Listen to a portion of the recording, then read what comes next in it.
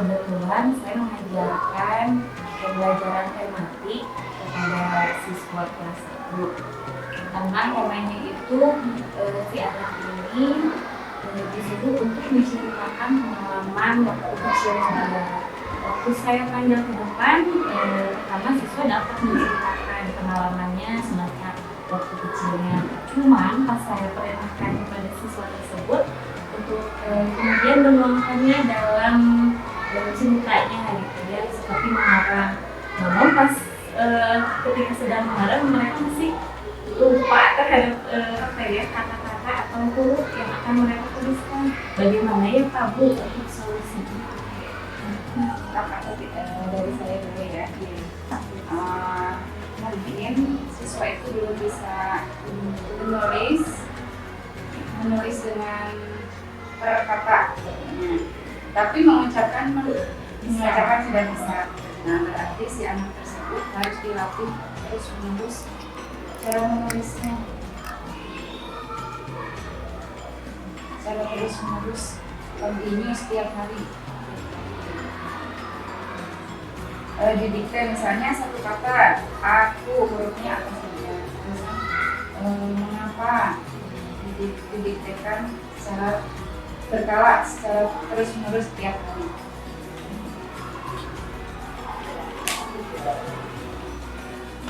Untuk menambahkan untuk mengingatkan anak kepada satu kata, kan dari permasalahannya tipnya anak masih lupa terhadap huruf. Jadi misalkan pakai kata kunci. Jadi misalkan ketika huruf A, maka harus ingat kepada ayam. Jadi yang ada di benak anak itu terbayang, oh kalau A itu ayam. Jadi ada kata-kata kunci, atau juga tadi ada masukan juga, misalkan yang memakai kartu kata. Kartu kata itu kalau misalkan dia itu akan teringat di memori. A itu ayam, B apa, C apa, sehingga kebayang dengan apanya, dengan hurufnya.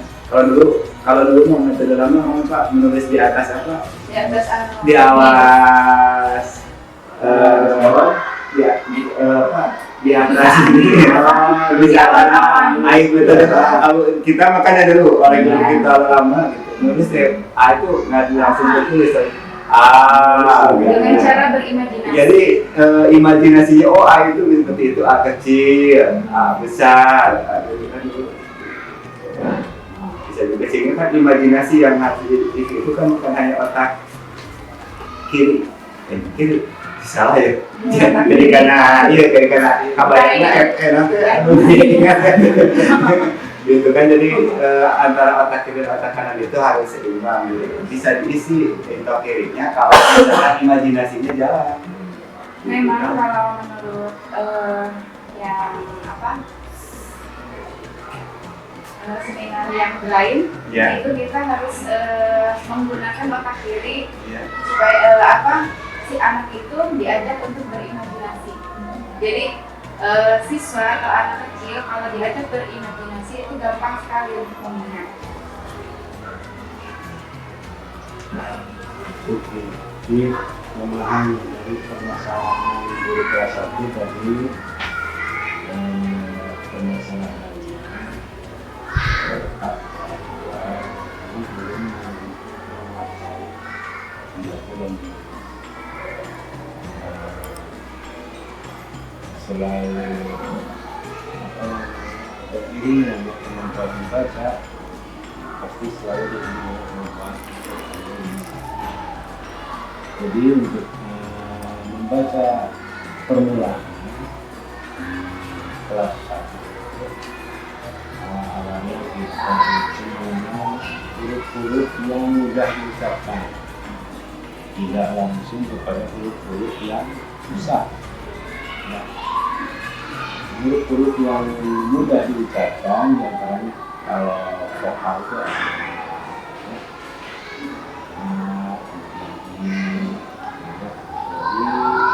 bawaan dari babi. Kalau konsonannya kenalkan dulu yang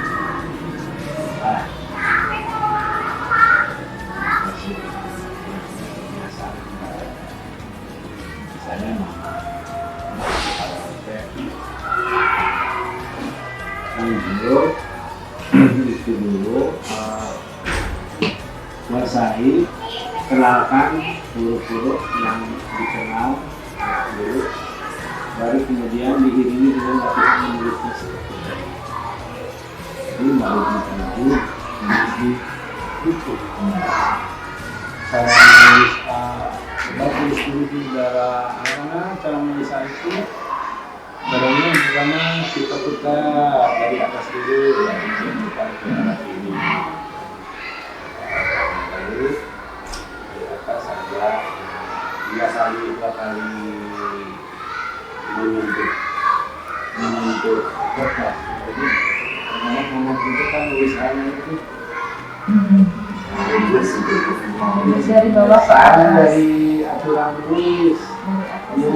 Kalau diperhatikan itu saya pernah melihat penulis itu saja gitu kayak itu sebuah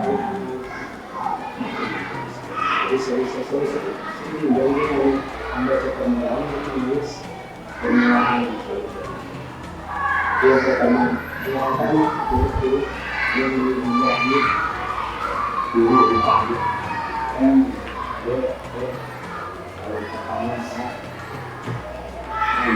kemudian lebih dalam lagi pengenalkan dulu apa kata-kata yang di sekitar anak, misalnya nama keluarga, panggilan mama, bapak, ayah, kakak.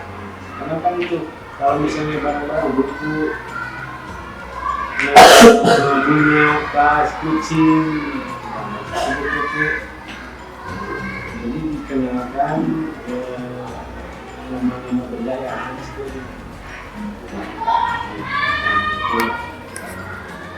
kemudian lagi terus gunakan juga pertama adalah suku kata dulu. Jadi suku kata kemudian suku kata misalkan gunakan dan dengan itu yang sudah ada pada buku cara sudah sesuai dengan kajian dari kalau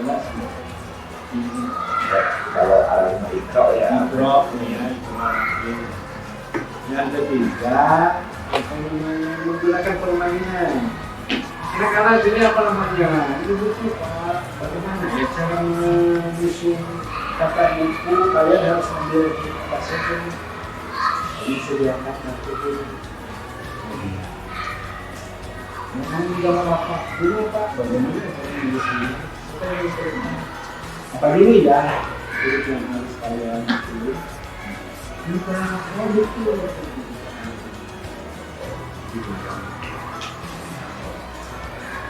Jadi setelah kalian dulu kasih kata kalian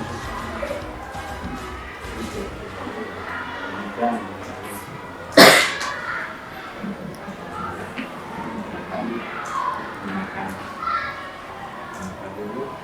dan kemudian dari ini metode pemilihan atau menarik itu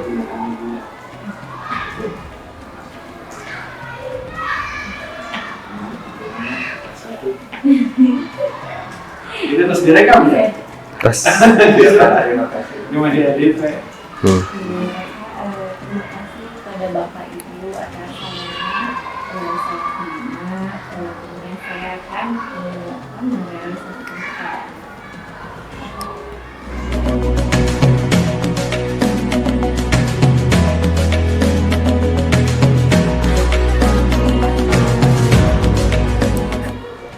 Waktu minggu kemarin kebetulan saya mengajar matematika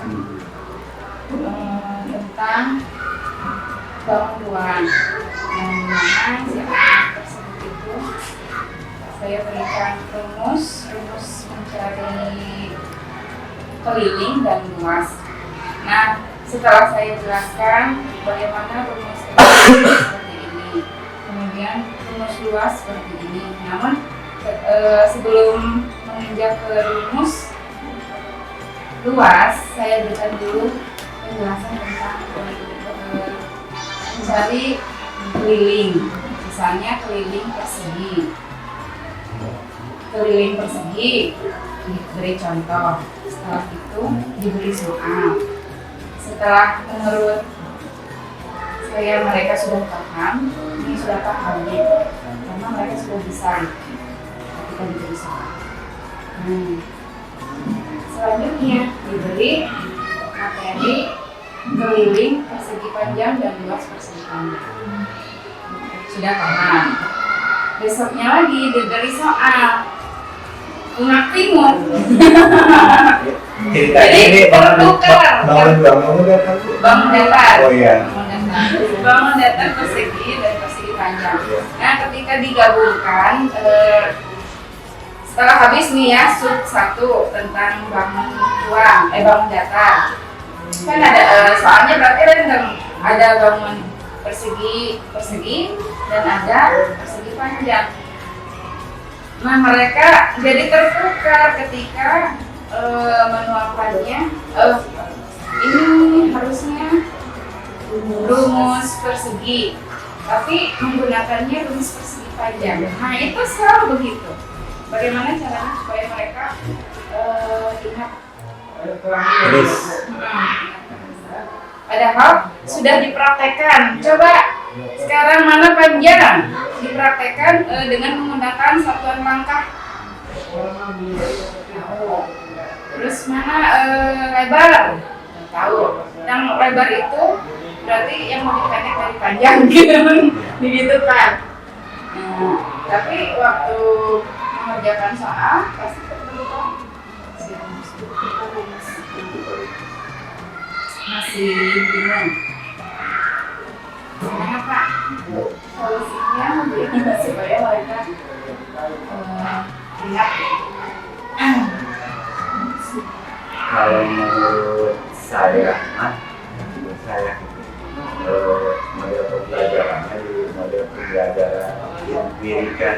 Jadi mereka yang menemukan sendiri rumusnya tanpa kita itu sebenarnya tinggal penguatan. Dan dengan kelompok sehingga learning community-nya bisa berjalan. Misalkan kayak itu tadi udah betul dengan langkah.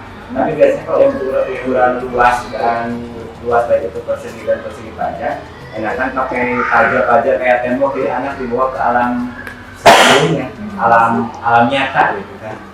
Ketika tembok 3 berjalan 1, 2, 3, terus ke sisinya satu lagi 1, 2, 3, berarti itu sudah menunjukkan rumus luas. Terus itu pajanya kalau kesininya 3, kesininya 3, itu jumlah temboknya ada berapa? Pasti jumlahnya ada berapa? 9. Sehingga anak seakumulasi akan memahami, oh berarti untuk mencari apa? Luas persegi itu panjang kali sisi kali sisi. Nah, kalau luas persegi panjang kali belakang itu pasti. Kalau menggunakan puzzle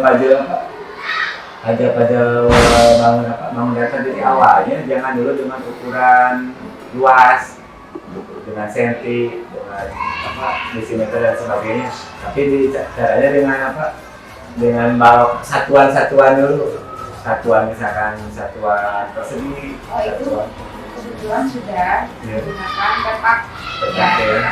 Petak sudah dihitung petaknya berapa. Kita bisa rumus. Bisa sampai ke rumus gitu. Biasanya kan kalau misalkan anak, oh betul ini gitu. Nah, baru kita penguatan rumusnya. Jadi harus sampai terbayang oleh anak, oh rumus persegi itu sisi kali sisi, oh rumus persegi panjang itu panjang kali lebar dan selanjutnya. Kira teman lain ada yang masukannya silakan.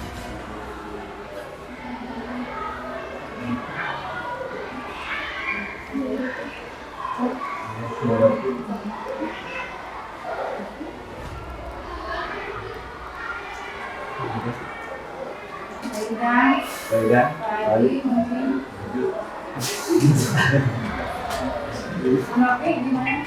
Menurut saya atau bisa juga ibu dengan menempelkan media pembelajaran yang yang tadi sudah dicontohkan oleh Pak Din menggunakan rok tapi ditempel di dinding sehingga anak tidak akan mudah lupa. Kalau misalkan panjang cirinya apa, lebar sama.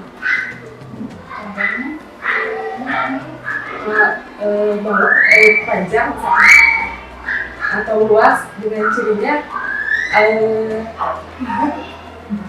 jadi awalnya sedikit menambahkan juga kan ada ciri-ciri persegi, ciri-ciri persegi panjang gitu kan. Jadi minimal anak bisa membedakan dan jelas ada medianya juga kan. Tapi kalau misalkan tidak dibawa ke alam nyata emang susah. Nanti siswa harus diajar dulu ke yang realnya. Dari yang tahu persegi itu Gunakan media.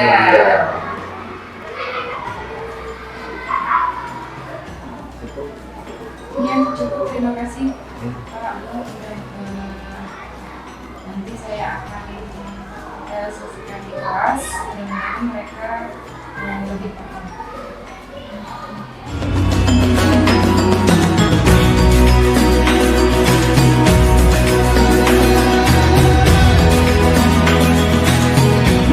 Bapak Ibu, saya yang menyampaikan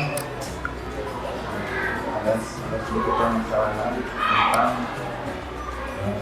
pembelajaran ketika saya mengajarkan tema. Ketika si siswa diberikan tugas untuk menulis, terus mengungkapkan apa yang ada di pikiran mereka. Siswa itu susah untuk menuangkan dalam tulisan. Terus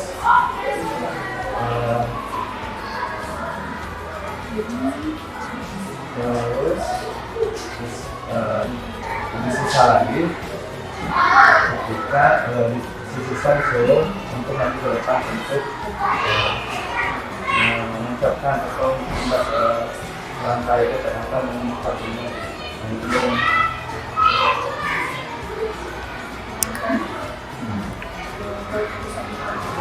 Ya, siswanya pulang ke ini, nah itu makanya kiat-kiat anak supaya lebih pede, gitu kan?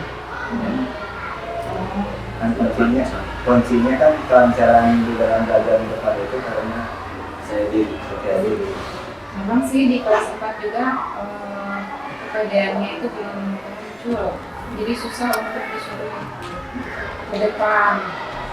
Dicoba tiap hari. Tiap hari. Nah, misalkan sebelum datang, misalkan hari ini bagian siapa, di depan Assalamualaikum warahmatullahi wabarakatuh, nama saya siapa, ayah saya, ibu saya, cukup tiap hari ngobrol gitu. Tapi secara bergiliran minimal dia akan terbiasa berbicara di depan.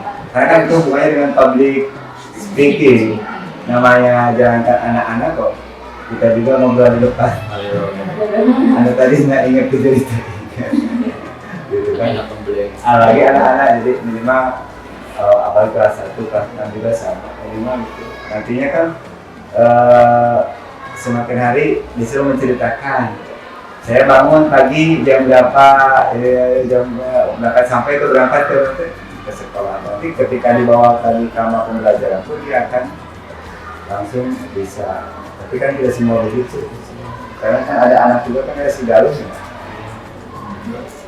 Si Galuh bapak ceramah langsung ceramah hari ke depan bisa gitu kan. Baik. Jadi kan memang tidak tergantung lah. Dari yang lain. Kalau dari menurut saya kali bisa juga dengan cara sama satu guru misalkan menjelaskan ini dengan itu kan mereka juga akan percaya diri dengan saya seperti itu. Ada lagi?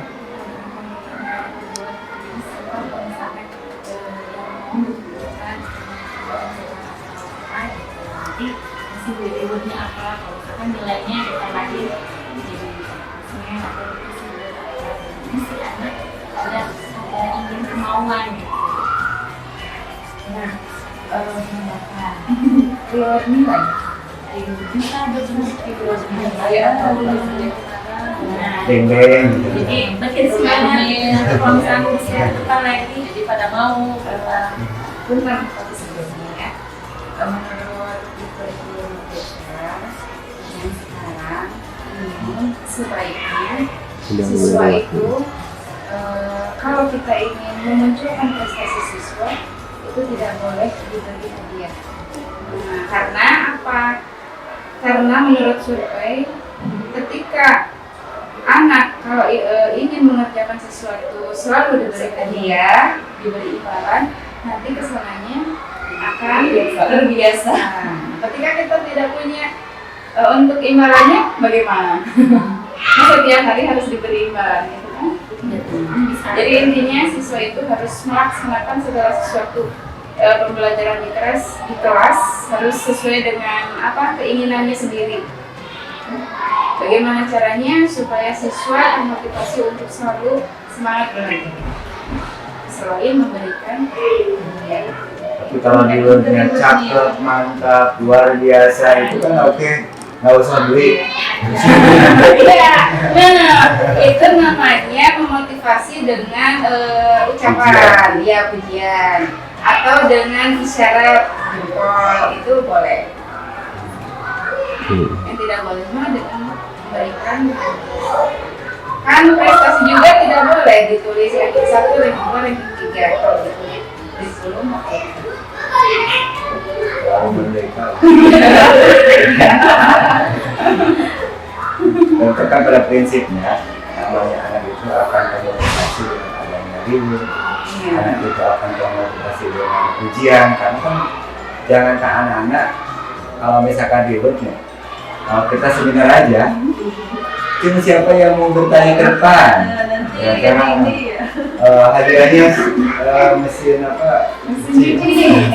Bahasa bulan teh menanyakan kayak jadi mau mancing suasana. Terus kadang-kadang kan kita juga harus ngetes anak gitu, ngetes anak. Coba siapa yang bisa minta ditolong oleh bapak, coba ke depan. Kayak prinsipnya mereka itu tidak akan mau. Coba kamu setelah tidak ada yang mau, ya, keluarkan aja uang 50.000 ya. Setelah uang keluarga 50.000, padahal bapak itu kamu disuruh ke depan itu tidak akan menyuruh apa-apa, cuma akan mengasihkan uang 50.000. Dikarenakan tidak yang ke depan ya udah akan kembali. Melanjutkan yang tadi kita memberikan seperti itu sebetulnya di kurikulum itu kita harus pandai-pandai mengetahui karakter anak, karakter siswa, karena di kurikulum itu kan berpusat pada siswa. Nah kita harus mengetahui siswa ini, siswa A misalnya, dia gaya belajarnya seperti apa? Apakah dia visual, audio visual atau apa? Atau dia lebih suka dengan hal-hal yang nyata? Nah kalau siswanya suka dengan visual, berarti kita harus memberikan dengan misalnya ada menggunakan apa ya? Kalau visual proyektor. Kalau audio visual berarti kita harus menayangkan video-video di YouTube kan banyak. Contoh-contohnya kalau misalnya kalau di pelajaran bahasa Indonesia kan kali di kelas 6 kesulitannya apa tadi? Siswa kesulitan atau kurang untuk mengungkapkan presentasi di depan. Nah, berikanlah contoh-contoh menggunakan YouTube, ditayangkan contoh-contoh misalnya dari siswa SD mana. Nah, supaya mereka itu juga bisa, kenapa saya tidak bisa. Terus misalnya kalau anak si B lebih suka ke hal yang nyata, ayo kita ajaklah ke tempat pengajian atau apa gitu yang lebih banyak menampilkan, atau ke tempat-tempat lomba-lomba kan banyak siswa yang tampil gitu di depan. ada kegiatan perlombaan supaya siswa itu kan iya. Jadi intinya mah kita harus memerdekakan anak sesuai dengan daya belajar siswa. Bisa biasa. Nah harus So, biasa ya. Di pola pesantren ada latihan pidato satu sekali. Mau tidak mau, yang mau bisa, yang tidak bisa, yang bisa salam saja. Assalamualaikum. Atau di kegiatan pramuka Gitu. kan tidak ada salahnya kalau misalnya ke depan nyanyi atau ke depan baca puisi atau gimana gitu.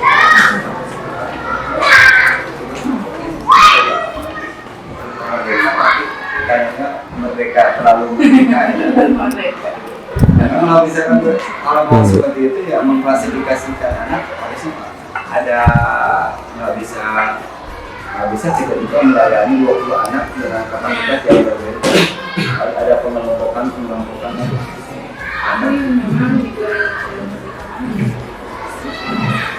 Jadi kita harus memerdekakan anak sesuai dengan cara belajarnya masing-masing.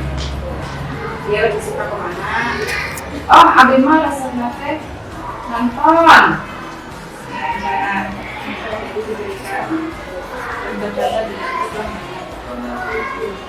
atau kita belajarnya menggunakan PPT, PowerPoint. Terima kasih.